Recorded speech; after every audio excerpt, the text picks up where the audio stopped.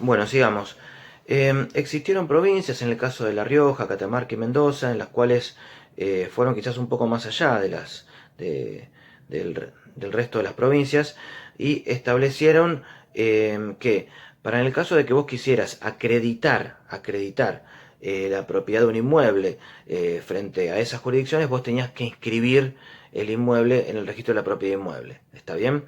Eh, Eso ocurrió, como les dije, especialmente bueno, en La Rioja, Catamarca y Mendoza, y dos casos llegaron a la Corte Suprema de Justicia, el caso Jorba de Catamarca y el caso Papa de Mendoza en el año 1935.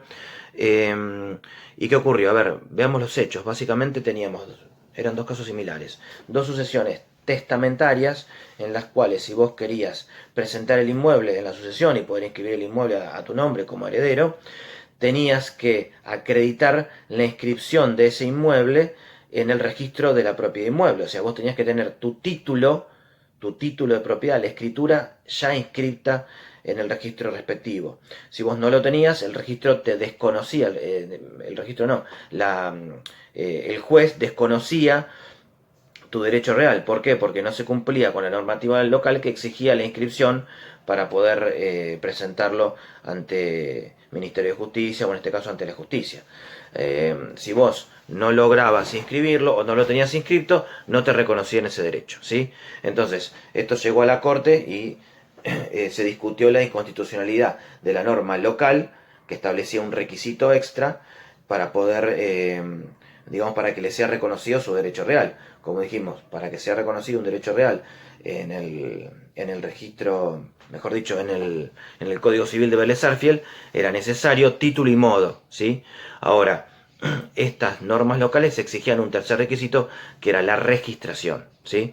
Lo que entendió la Corte es que este requisito de registración no podía ser establecido por normas locales porque eran facultades que sí habían sido delegadas. Recuerden el viejo artículo 67 de la Constitución Nacional, hoy es el 75, inciso 11, en donde son facultades delegadas por las provincias, ¿sí?, al Congreso Nacional, a la Nación. Entonces, ¿cuáles son las facultades delegadas? Las de poder sancionar los códigos de fondo. El código de fondo establece título y modo para constituir derechos reales, por ende es inconstitucional un tercer requisito, que en este caso es la inscripción, ¿sí? Pero ¿qué ocurría? ¿Qué ocurría? Los registros, si bien fueron inconstitucionales entre la sanción del Código Civil y el año 1968, cuando se sanciona la ley 17801, que es la ley de registro, si bien fueron inconstitucionales, los registros existían. Y la pregunta es ¿por qué existían? Existían porque eran útiles. No solamente eran útiles porque servían para la recaudación de la provincia por motivos tributarios, sino porque además en ellos se podían inscribir todos los derechos reales y además se podían embargar los inmuebles y también se podían inhibir las personas. Por ende, se podían establecer medidas cautelares sobre los mismos. Entonces, el registro terminó siendo bastante útil y en los hechos la publicidad registral, ¿sí?, terminó siendo más útil que la publicidad posesoria. ¿Está bien? Recuerden ustedes que si vos querías inhibir a alguien no teniendo un registro de la propiedad, la única forma era conseguir el título y, digamos, manifestando en el título que había una inhibición. ¿Está bien? O sea, la única publicidad que existía era la publicidad cartular, ¿sí? La publicidad que figuraba del título. Entonces, la cuestión es que hasta 1968 estos registros eran inconstitucionales y fue denominado por un viejo, eh, un viejo doctrinario especialista en derecho administrativo, Rafael Bielsa, como una feliz anomalía institucional, ¿sí? ¿Por qué? Porque era útil. La realidad es que era útil, como les dije, a los efectos de poder publicitar y especialmente para publicitar los embargos e inhibiciones.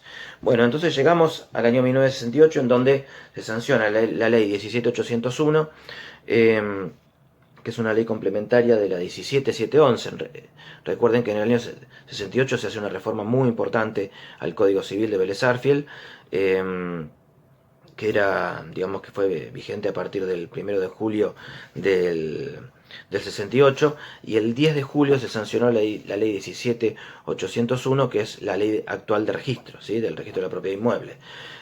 Para que no haya ningún problema de interpretación, esa ley fue sancionada con efecto retroactivo a la sanción de la ley 17711. ¿Está bien? Básicamente, en esa ley lo que se estableció es que para que sea oponible a terceros, y ahora les voy a explicar bien este concepto de tercero, que es la parte más complicada, para que sea oponible a terceros, ese derecho real, no solo ya la hipoteca, sino los restantes derechos reales, debían publicitarse en el registro de la propiedad inmueble. Pero como les dije, en su artículo cuarto se establecía que esta ley no era convalidante, y en el resto de su articulado se estableció además que era un registro declarativo, que no era constitutivo. O sea, vamos a explicar esto. Según la ley de registro, los derechos reales se transmiten o se constituyen con título y modo. Sigue siendo igual. La cuestión es, decía la ley, con respecto a la oponibilidad de ese derecho con respecto a terceros, ese derecho tenía que ser inscripto. Y acá viene la complicación. ¿Ustedes recuerdan cuando vimos derechos reales, o cuando ustedes vieron derechos reales en la facultad? Recuerdan la diferencia básica entre los derechos reales y los derechos personales, ¿sí? Que los derechos reales, digamos que los derechos personales, ocurren entre partes, son oponibles entre partes, pero los derechos reales son oponibles erga omnes. ¿Qué significa que los derechos reales sean oponibles erga omnes? O sea, esos son oponibles frente a todos. ¿Y quiénes son todos? Son los terceros, ¿sí? Los terceros, el concepto de tercero es todo aquel ajeno al contrato. Entonces, todo aquel que no participa del contrato, todo aquel que es ajeno al contrato, es considerado un tercero.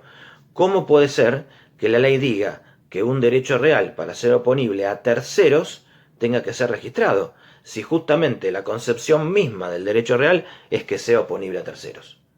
¿Se entiende lo que voy? El derecho real justamente es oponible a terceros por constitución de título y modo. ¿Por qué es necesario una registración que contradiga a esta definición? ¿Sí? La realidad, que ahora lo vamos a ver en nuestro nuevo código, no se refiere a todos los terceros, sino a un cierto tipo de terceros que se llaman los terceros interesados. ¿Está bien? ¿Quiénes son los terceros interesados? Vamos a ver una definición que hace Alterini, que dice que los terceros interesados es la denominación tradicional en la doctrina registral argentina y comparada, y dice que son los que por contar con un interés legítimo pueden invocar la inoponibilidad del derecho real no inscripto. Y en este caso, ¿quiénes pueden ser? Bueno, pueden ser los sucesores particulares, los titulares de otros derechos reales, la masa del concurso civil o comercial, los acreedores privilegiados, los retentores, los simples quilografarios, o sea, en general, los titulares de derechos subjetivos. Vamos a traducir un poquito esta definición. Básicamente, el tercero interesado es todo aquel que podría haber perjudicado un derecho subjetivo por motivo de la mutación registral, ¿sí? Vamos a ver los casos para que se pueda entender esta definición, que es bastante complicada. ¿Quién sería un tercero interesado? ¿Quién sería un tercero interesado? Como dice acá el ejemplo, sucesores particulares, por supuesto. ¿Quién es el sucesor particular? Bueno, el vendedor le transfiere el inmueble al comprador, el comprador es un sucesor particular, ¿sí?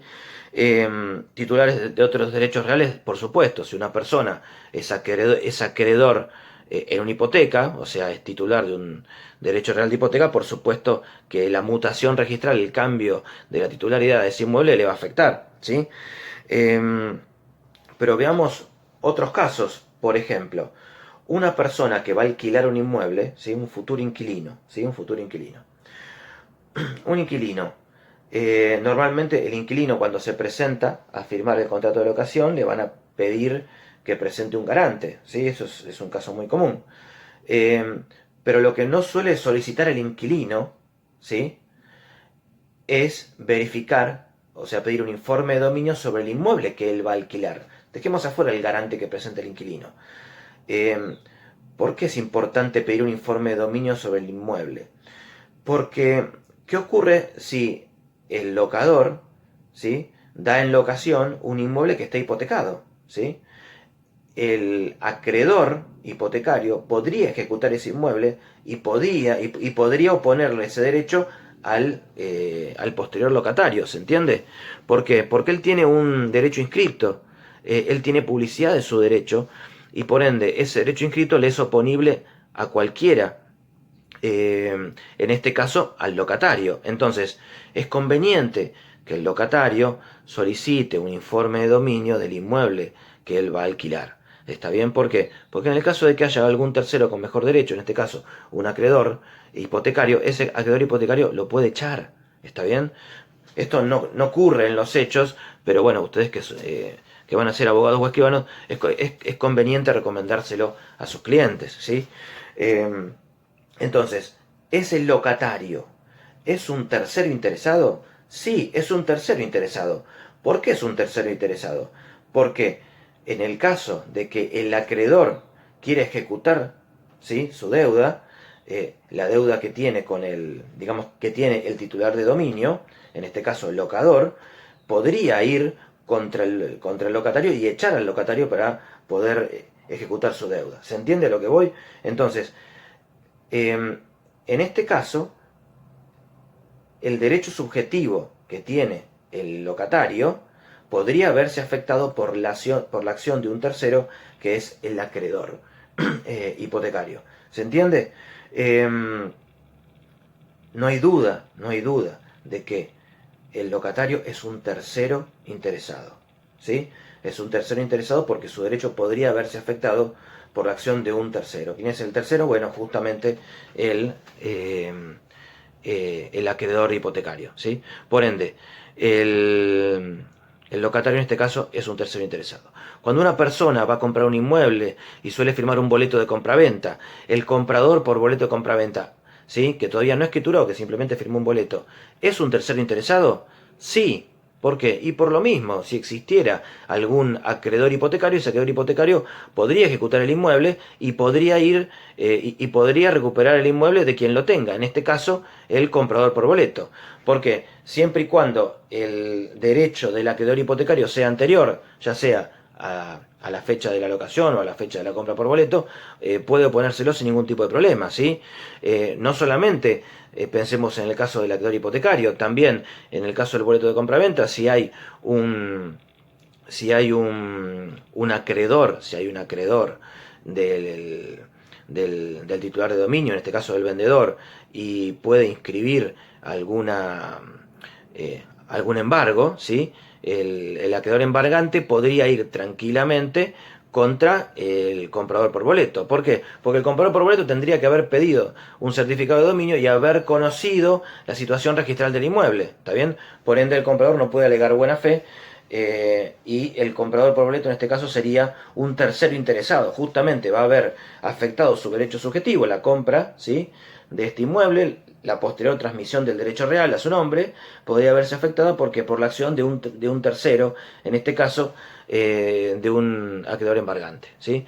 Por ende, siempre es importante que cuando una persona es un tercero interesado, tiene la necesidad, tiene la obligatoriedad de pedir un informe de dominio y por supuesto de inhibiciones, ¿sí?